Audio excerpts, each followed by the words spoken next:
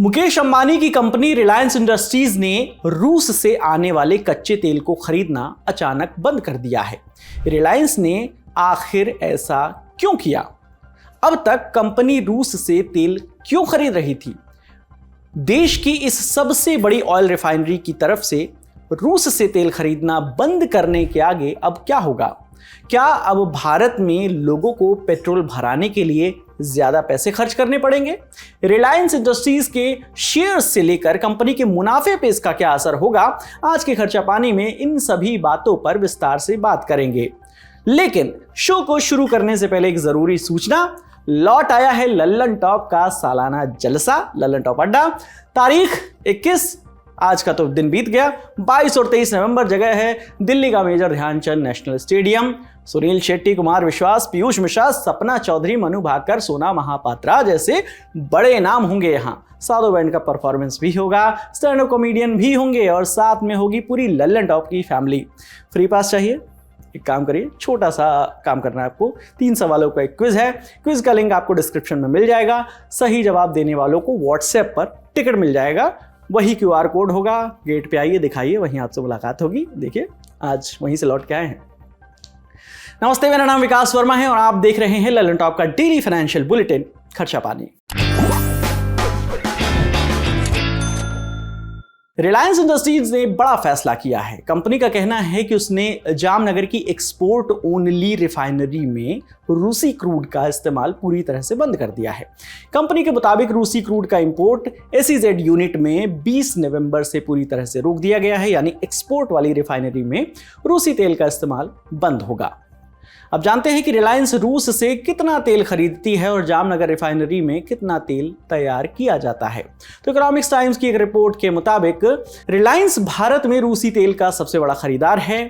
जामनगर का ये प्लांट दुनिया का सबसे बड़ा रिफाइनिंग कॉम्प्लेक्स है। इसकी क्षमता हर दिन 14 लाख बैरल तेल प्रोसेस करने की है। रिलायंस की जामनगर में 2 रिफाइनरी है। पहली SEZ रिफाइनरी जो सिर्फ दूसरे देशों को ईंधन भेजती है। आमतौर पर यहां बना ईंधन यूरोप, अमेरिका और दूसरे देशों में भेजा जाता है। दूसरी है DTA रिफाइनरी जो भारत में पेट्रोल और डीजल सप्लाई करती है।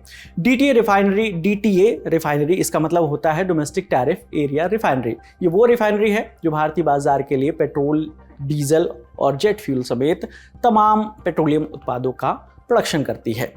कंपनी ने कहा है कि SEZ रिफाइनरी में रूसी तेल की प्रोसेसिंग बंद की जा रही है। अभी वहां थोड़ा पुराना रूसी तेल बचा है जिसे खत्म किया जा रहा है। उसके बाद SEZ रिफाइनरी में सिर्फ गैर रूसी तेल से ही पेट्रोल और डीजल बनेगा। रिलायंस क्यों ये फैसला जो है उसे लेना पड़ा? क्या कंपनी ने ये फैसला किसी दबाव में लिया है या कोई और वजह है? तो अब इसको समझते हैं।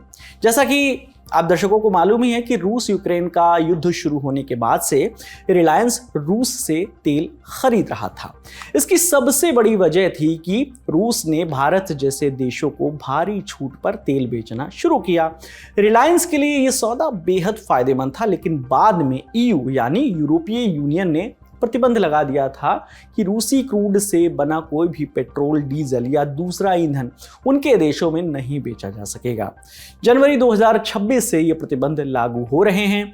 मीडिया रिपोर्ट्स बताती है कि कंपनी ने यह फैसला यूरोपीय यूनियन के प्रतिबंधों का पालन करने के लिए लिया है, क्योंकि रिलायंस को कंप्लायंसेस के लिए रशियन क्रूड की प्रोसेसिंग रोकना जरूरी है। कंपनी ने भी कहा है कि बदलाव तय समय से पहले पूरा कर लिया गया है ताकि जनवरी 2026 से लागू होने वाली नई EU पाबंदियों का पूरा पालन हो सके। रिलायंस ने कहा 22 अक्टूबर 2025 तक जिन रूसी तेल कार्गो की बुकिंग हो चुकी थी उन्हें हम पूरा कर रहे हैं, क्योंकि उनके परिवहन इंतजाम पहले से ही हो चुके थे, यानी उनका ट्रांसपोर्टेशन की व्यवस्था हो चुकी थी। आखिरी कार्गो 12 नवंबर को लोड हुआ। रिलायंस के प्रवक्ता ने न्यूज एजेंसी रॉयटर्स को बताया कि रूसी तेल आयात को लेकर कंपनी जो है वो सरकार के दिशा निर्देशों के पूरी तरह अनुरूप अपनी रणनीति बदल रही है। लेकिन क्या बात सिर्फ इतनी ही है कि रिलायंस ने EU के नियमों का पालन करने मात्र के लिए यह फैसला लिया? तो जानकारों का कहना है कि रिलायंस के रूसी तेल का इस्तेमाल बंद करने के फैसले के पीछे अमेरिकी दबाव और डोनाल्ड ट्रंप की नई पॉलिसी की भी अहम और बड़ी भूमिका है। डोनाल्ड ट्रंप ने अपने दूसरे कार्यकाल में रूस पर अब तक के सबसे कड़े सैंक्शन लगाए हैं। अक्टूबर में उन्होंने 2 बड़ी रूसी तेल कंपनियों मसलन लुकोइल और रोसनेफ्ट, यही नाम है, इन पर सीधी पाबंदी लगा दी। रॉयटर्स की रिपोर्ट बताती है कि रिलायंस का रोसनेफ्ट के साथ हर दिन करीब 5 लाख बैरल तेल खरीदने का बड़ा समझौता था। ट्रंप सिर्फ यही नहीं रुके, उन्होंने भारत पर भी दबाव बढ़ाया और अमेरिका से आने वाले भारतीय सामान पर 25% एडिशनल टैरिफ लगा दिया। फिलहाल भारत को अमेरिका में सामान बेचने पर 50% का भारी टैरिफ चुकाना पड़ रहा है। मतलब ट्रंप का संकेत साफ था कि अगर भारत रूस से तेल कम करेगा खरीदना तो अमेरिका टैरिफ कम करने पर बात कर सकता है, विचार कर सकता है। अमेरिकी राष्ट्रपति डोनाल्ड ट्रंप भी यही कहते आए हैं कि रूसी तेल जो इंपोर्ट होता है इसमें कटौती के बाद ही आगे की डील हो सकती है।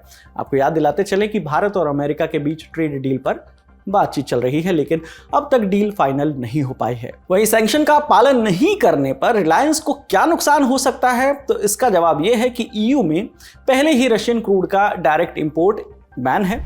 अगर कोई कंपनी रशियन क्रूड से फ्यूल बनाकर ईयू को बेचती है तो वो भी बैन हो जाएगा। तो रिलायंस अब अगर रशियन क्रूड इस्तेमाल करती है तो जनवरी 2026 से उसका बना फ्यूल ईयू में नहीं बिकेगा, जिससे हर महीनों अरबों का नुकसान होगा रिलायंस को। रिलायंस का यह फैसला सिर्फ ईयू सैंक्शन की वजह से लिया गया है। और क्या अब भारत और अमेरिका के बीच डील पक्की हो जाएगी? एक्सपर्ट से सुनते हैं। हम समझ सकते हैं, क्योंकि जब सैंक्शंस लग गई तो यहां से जो एक्सपोर्ट हो रहा है जिन देशों को, उन देशों को उस तेल को लेने में समस्या खड़ी होगी। तो इस वजह से अमेरिका ने जो सैंक्शंस लगाई रशियन ऑयल कंपनीज पे, उस कारण से, उसको हम दबाव कह लें, जो मर्जी कर लें, उस कारण से अब वो बिजनेस यहां से नहीं हो पाएगा। अब सवाल ये उठता है कि क्या इसके हल निकलने से, या भारत ने जो रशिया का ऑयल इंपोर्ट कम किया उसके कारण क्या अमेरिका और भारत की ट्रेड डील जो कई दिनों से लटकी हुई है, क्या वो हो पाएगी? ऐसे संकेत मिल रहे हैं। हालांकि ये संकेत मिलते हुए अब 2 महीने से ज्यादा हो गया है कि हम डील के बहुत नजदीक हैं। कभी राष्ट्रपति ट्रंप का बयान आता है, कभी हमारे यहां से बयान आता है कि डील के बहुत नजदीक है। तो मुझे लगता है ये डील हो जाएगी, पर यह डील तब होगी जब कहीं जाके एक बैलेंस बनेगा। कुछ अमेरिका को झुकना पड़ेगा, और भारत ने तो रशिया से ऑयल इंपोर्ट अब कम कर दिया है। मुझे लग रहा है भारत ने जो कंडीशन पूरी करनी थी वो रशिया के ऑयल इंपोर्ट कम करने से पूरी कर दी है। अब अमेरिका को इस बात पे मानना पड़ेगा कि हम कृषि प्रोडक्ट्स को अमेरिका के यहां अलाउ नहीं कर सकते। जो रेड लाइन हमने बना रखी है भारत और अमेरिका की ट्रेड डील की, एक लक्ष्मण रेखा खींच रखी है, उस लक्ष्मण रेखा को हम पार नहीं कर सकते। अब मुझे लगता है बॉल ज्यादा अमेरिका के कोर्ट में है कि अमेरिका को यह समझना होगा कि भारत की इकोनॉमी और भारत की आर्थिक स्ट्रक्चर को देखते हुए उसको वो बातें माननी पड़ेंगी जो कि इस डील को आगे बढ़ा पाए। ऐसा लग रहा है अब कि ये डील शायद जल्द हो जाए। इकोनॉमिक्स टाइम्स की रिपोर्ट के मुताबिक भारत रोजाना 17 से 18 लाख बैरल रूसी तेल खरीदता है। इसमें से करीब 50% रिलायंस की ही हिस्सेदारी थी। ये तेल रिलायंस को सस्ते भाव पर मिलता है, लेकिन क्या रिलायंस अब रूस से बिल्कुल भी तेल नहीं खरीदेगा? तो ऐसा बिल्कुल नहीं है। कंपनी का कहना है कि रिलायंस रूस से तेल खरीदना जारी रखेगा, लेकिन वो तेल केवल भारत में इस्तेमाल होने वाली रिफाइनरी में प्रोसेस होगा और ये तेल भारत में पहले की तरह ही बेचा जाएगा। मतलब भारत में बिकने वाले पेट्रोल डीजल का ज्यादातर हिस्सा सस्ता रूसी तेल से ही बनता रहेगा।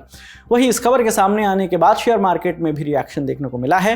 रिलायंस के शेयर्स ने हल्की बढ़त दिखाई और 0.22% ऊपर बंद हुए। 2025 में RIL का स्टॉक पहले ही 27% चढ़ चुका है और सभी 8 प्रमुख मूविंग एवरेज के ऊपर ट्रेड कर रहा है, जो एक तरीके से पॉजिटिव रुझान दिखाता है।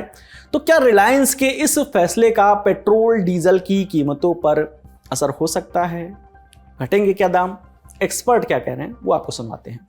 अमेरिका द्वारा लगाई गई सैंक्शंस रशियन ऑयल कंपनीज पर, उनके वजह से क्या आम उपभोक्ताओं को पेट्रोल और डीजल की कीमत ज्यादा देनी पड़ेगी, खासकर 1 दिसंबर से, जबकि पिछली इन्वेंट्री क्लियर हो जाएगी?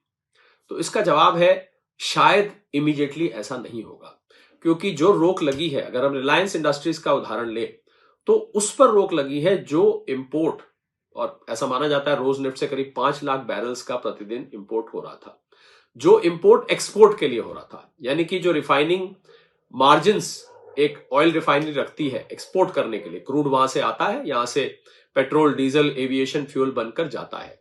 तो जो रिफाइनरी का काम था और एक्सपोर्ट का काम था उस पर जरूर असर पड़ेगा, पर जो इंटरनल कंजम्पशन है उस पर अभी उतना असर देखने को नहीं मिलेगा।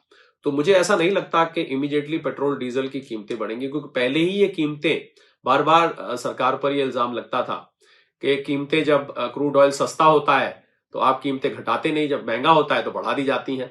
और इस समय क्रूड ऑयल की कीमत जो है वो करीब $60-65 के बीच में घूम रही है, जो कि मुझे लगता है टॉलरेबल लेवल है। Oil company, oil marketing companies भी जो है, इंडियन ऑयल है, भारत पेट्रोलियम है, हिंदुस्तान पेट्रोलियम है, उनको भी मुझे लग रहा है अब एक फेयर मार्जिन मिल रहा है। तो ऐसी अभी इमीडिएटली जरूरत नहीं महसूस हो रही कि पेट्रोल और डीजल की कीमत बढ़ानी पड़े। तो अमेरिकी सैंक्शंस की वजह से जो रोक लगी है रशिया के ऑयल इंपोर्ट करने की, जहां हमें $2-2.5 का आसपास का डिस्काउंट मिल रहा था, वो डिस्काउंट खत्म हो जाने के बावजूद भी मुझे निजी तौर पे नहीं लगता कि कीमतें इमीडिएटली बढ़ाई जाएंगी। फिलहाल आज का खर्चा पानी यहीं तक। आप अपना ख्याल रखिए और देखते रहिए दी ललन टॉप। शुक्रिया। सुनिए, पास आइए, देखिए 2 तरीके हैं, या तो कहें हम अपनी बात ढेर सारी राइमिंग के साथ, पर पहले म्यूजिक बंद कर दीजिए। दूसरा तरीका, 3 तारीख याद रखनी है, 21, 22 और 23 नवंबर 2025, और जगह major Dhyanchand national stadium Delhi. यहाँ हर साल की तरह फिर जमेगा ललन टॉप अड्डा। और कौन आएगा? बड़े बड़े लोग, लेखक, गीतकार, शिक्षक, खिलाड़ी, मुंबई से नायक नायिका, गायक गायिका, हेल्थ के expert, comedian, cricketer, rapper, youtuber, reel वाले स्टार और वायरल कलाकार। फिर से राइमिंग शुरू हो गई। आप बस इस बात पर फोकस करो कि एक से बढ़ के एक टैलेंटेड लोग जुटने वाले हैं। आप आ सकते हैं, मिल सकते हैं उनसे, सवाल पूछ सकते हैं, ललन टॉप क्विज खेल सकते हैं, इनाम जीत सकते हैं। अब लगा दो म्यूजिक यार। तो आ जाइए ललन टॉप अड्डे में, आज ही बुक करिए अपना टिकट। 999 की बजाय 799 में डिस्काउंट कोड लगाइए LT200। बुकिंग के लिए डिस्क्रिप्शन में दिए लिंक पर क्लिक करिए या फिर विजिट करिए thelalantop.com और बैनर पर क्लिक करिए। फिर क्या है, मिलते हैं ललन टॉप अड्डे में, क्योंकि जिंदगी में मौज कायम रहनी चाहिए।